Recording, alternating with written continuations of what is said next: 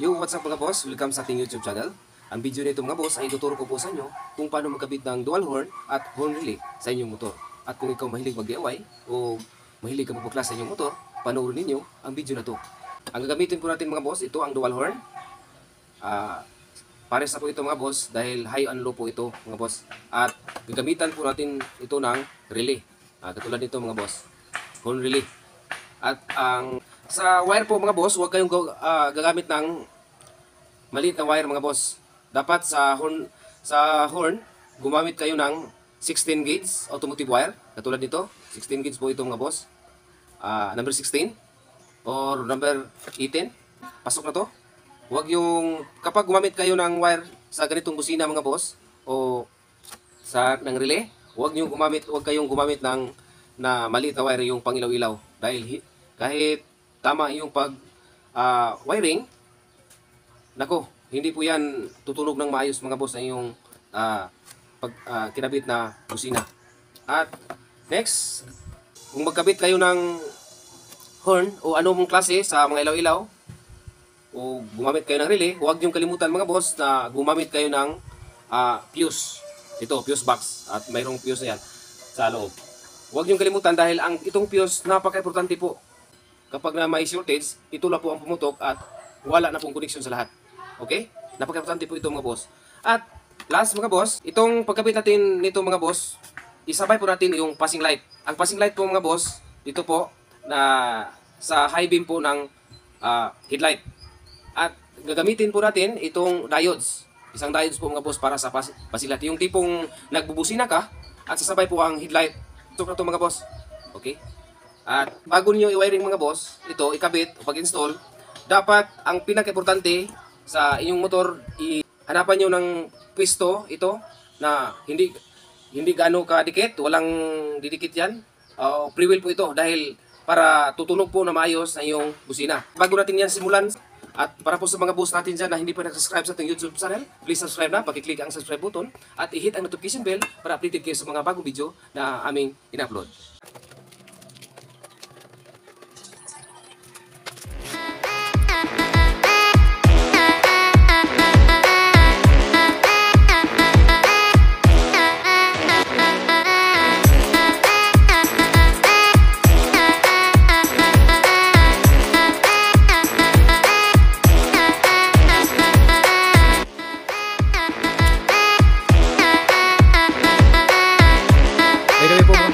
Kabitan po ng motor, ito po ang motor ating kabitan mga boss, SYM bonus 110. Naku po, napakahirap po saan natin ilagay pwesto po, pero mayroon akong nahanap mga boss dito. Katulad dito, kita nyo mga boss, ito ginawan ko ng holder at niwilding ko nito mga boss para makabit po natin na I'm sure na pre-wheel po ang ating busina. Katulad dito mga boss, ito demo na natin mga boss, ito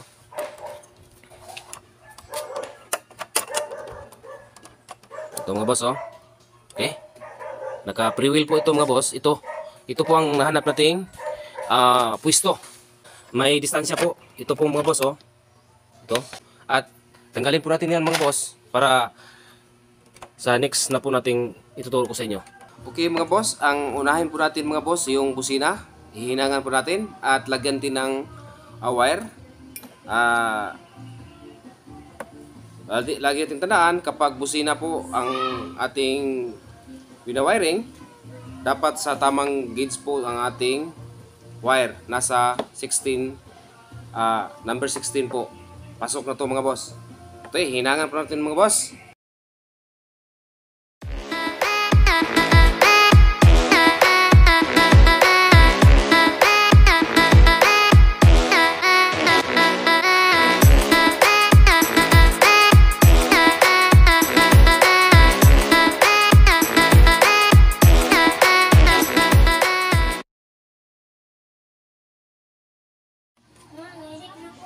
Okay mga boss, tapos na at lagyan natin ng tape. Mga boss, kung napapansin nyo, magkaibang wire, magkaibang color. Okay, sundan, may explain ko mamaya. Tipan muna natin.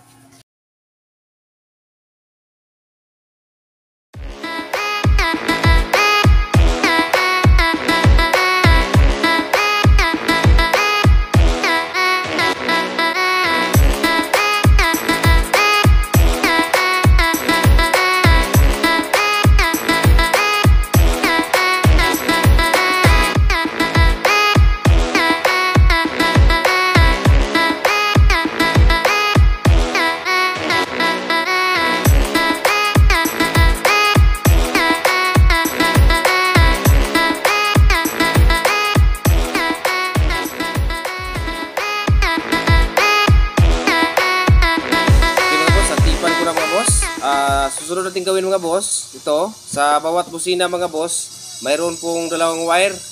At ang color po niya ay yung hindi po magkatulad na color, mayroong pula at green.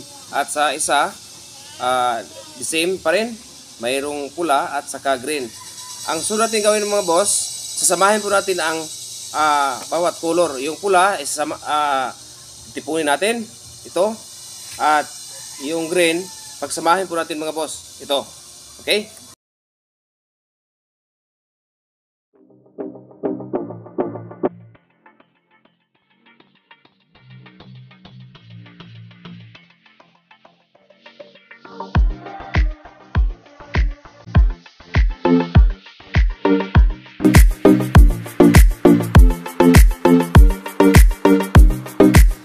Sunod natin gawin mga boss, ito ang dapat yung tandaan mga boss. Ang linya po nitong sa kulay pula ay galing po sa relay sa 87 normally open.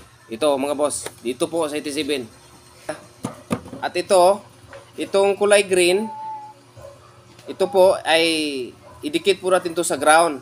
Kahit tansyahan nyo lang ang wire nito, katulad nito, ipapagapang natin to dito sa negative ng battery. Pwede po kung sa body ground dahil nakadikit po sa ang linya po ng negative, nakadikit po sa body. Okay, next. Sunod natin gawin mga boss, ito pong relay. Ito po mga boss, ang number 30. Ito po ang common at ito po ang number 30. Susunod natin hinangan, ito po ang 87. Ito ang hinangan natin patungo po sa, yan po ang supply, patungo po sa busina. Okay? At yung 86, 87, hindi natin hinangan. Yan po, gagamitin natin ang stock po na linya ng busina. At dyan po natin ang dalawang sakit ilagay. Yan po, trigger po itong dalawang mga boss. Kapag ang 86 o 85 napasukan na negative at positive, yung 30 nga common, ito, galing po sa battery, ay magkukunik po ito sa 87 patubong po sa ating busina. Okay mga boss, natapos natin na hinangan at natipan natin mga boss. At okay na ito mga boss, at ipwisto na natin to sa kanyang lagyan. Okay? Okay na mga boss, at dito natin ipwisto ang ating relay mga boss. At ang busina mga boss, nakabit na natin ito. Okay na? Tingnan nyo mga boss, ito. Okay na, nalagay na natin sa kanyang lagyan. At ang kanyang wire, ito, na-organize na po natin. Ito, tingnan nyo. Dapat mga boss, i-organize nyo ang mga wire para malinis po tingnan at safe po ito sa mga grounded. Lagyan nyo ng electric cap ito. Tapos, ito na mga boss. Ang kanina, yung kulay green po, ito po ang ground ng ating busina. Pwede natin ilagay sa body ground at pwede po sa akin, ilagay ko ito sa mismong battery sa negative. At ito ang galing po ito sa busina, yung kulay red, yung normally open, 87, dito natin, yung dito, dyan natin ikabit sa busina, yung 87, dito mga boss. Okay? At i-organize muna natin mga boss. Itong dugtungan natin to ng wire patungo po dito sa battery, nang nasa loob po ang battery. At ito, yung kulay red, dugtungan po natin, dyan po natin idugtong ang relay number 87 normally open. Okay? At ito mga boss, natirang paa ng ating relay, yung 85 at 86, yan po ang trigger. Diyan po natin ipasok mga boss, ilagay ang sa stock ng horn socket. Ito po ang kanyang stock. Ito mga boss. Ito. Tanggalin na nito mga boss. Ito. Okay. At ito mga boss, itong stock na linya ng busina, dyan po natin ipapasok sa 87, I mean 85 and 86 number sa relay. Magkabaliktaran po yan mga boss, walang problema. Ito dito. Pasensya na kayo mga boss dahil wala po tayong nag-iisa lang po tayo mga boss. Ito, diyan natin ipasok. Ito. At yung isa, walang problema kung magkabaliktaran dahil trigger lang po ito. Para yung 85 at 86 sa pag pindot mo sa ito, pag pinindot mo yung switch, masusuplayan po ito ng negative at positive at yung relay natin magpa-function, magti-trigger at yung 30 galing yung common na galing po sa positive ay ikukunik po niya patungo sa 87, normally open patungo po dito, patungo po ito sa busina. At susunod natin gawin mga boss, ito mayroong wire po natin, ito yung sa number 87, yung supply sa busina, yan po ang gagawin nating passing light. Ito mga boss. Okay? At diyan sa headlight mga boss, yan, naka-lead na ito mga boss, ito, tingnan nyo, naka-lead na. At hanapin natin yan ang high beam at dito po natin ikabit, lagyan po natin ito ng diodes. Okay? At ito na ang diodes mga boss. Oh. Nalagyan na natin ng wire. Ito lang yung dapat tandaan mga boss. Itong dapat hindi ito magkabaliktad mga boss. Yung walang kulay puti dyan o silver o dito po banda sa 87 sa ating relay. At yung may silver, kulay silver, ito dyan po patungo po ito sa headlight nating high beam. Ito. Okay, idugtong natin, hanapin natin dyan ang high beam linya at itong pula na wire ay idugtong po natin. Okay. Dito natin ilagay sa kulay blue. Yan po ang high ng SYM. Pero kung Honda po, ito magkatulad po sila ng color coding.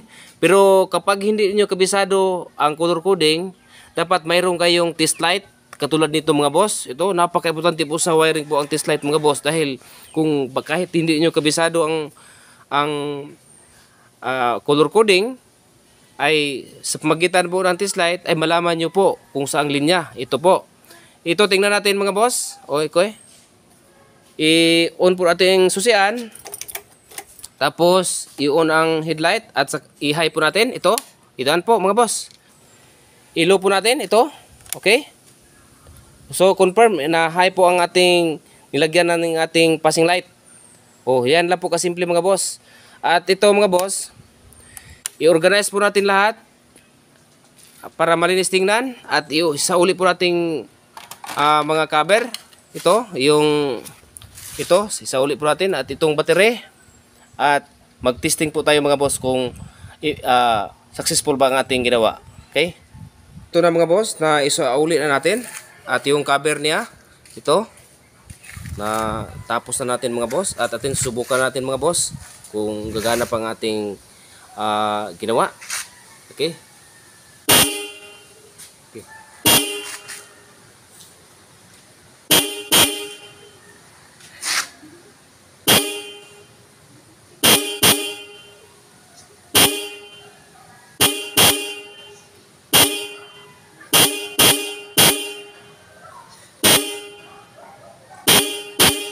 Okay mga boss, kita nyo, gagana po mga boss, nag-passing light. At yan lang po ang ating kabuang video mga boss at maraming salamat po sa inyong panonood. At God bless, ingat po sa pagwawiring.